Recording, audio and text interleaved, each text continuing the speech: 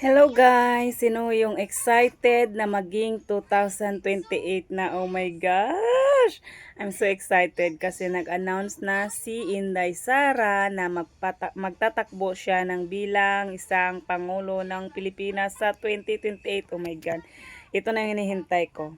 So, mas gusto kong suportahan yung drug on war kaysa sa mga rapist na yun. No? Dami kasi na nangyayari na mga rape ngayon. Mas maganda talaga kapag suportahan mo yung mga drug on war, diba?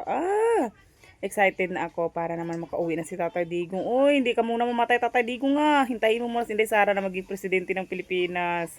Para naman, worth it yung mga pinaglalaban ninyo ng mga fans ng mga tao, ng mga Pilipino, diba?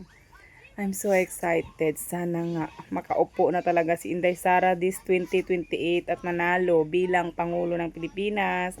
Sino po yung excited? I'm very excited! Ito na naman. Dami na naman ako mga bashers nito pag mag-ano naman ako, magbardagulan sa mga Facebook or anything. Oh my gosh! Kasi excited na talaga ako kasi gusto ko talaga maging presidente ulit. May presidente ulit na mga Duterte. Kasi feel mo talaga yung safety kapag Duterte yung nakatayo.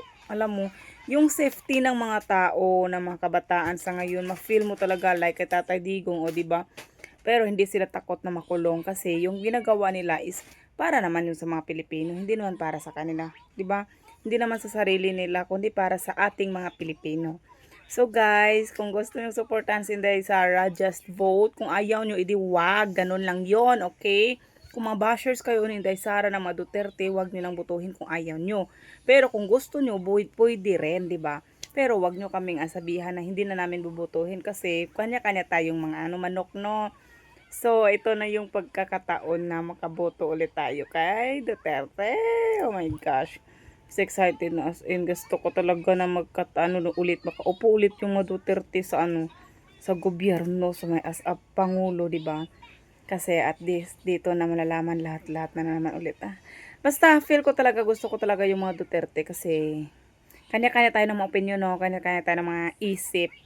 Basta yun lang talaga, yung safety talaga, yun yung pinakagusto ko sa kanila kasi pinaglalaban nila yung mga yung mga safety ng mga Pilipino, ng mga kabataan, ganun. So, yun talaga ma-feel mo yung care nila as a person sa mga kanilang mga kapwa Pilipino. Hindi katulad ng iba na mga corrupt lang yung iniisip lang nila, yung mga pera, ganun. Hindi nila iniisip yung mga safety ng mga Pilipino. So guys, malapit na 2026 na, 2027 na. Oy, magto-27 na next year. Oh, ang bilis lang, no, 'di ba? Another 2 years naman. Mag 2028 na. So guys, vote for Inday Sara 30 soon. So excited!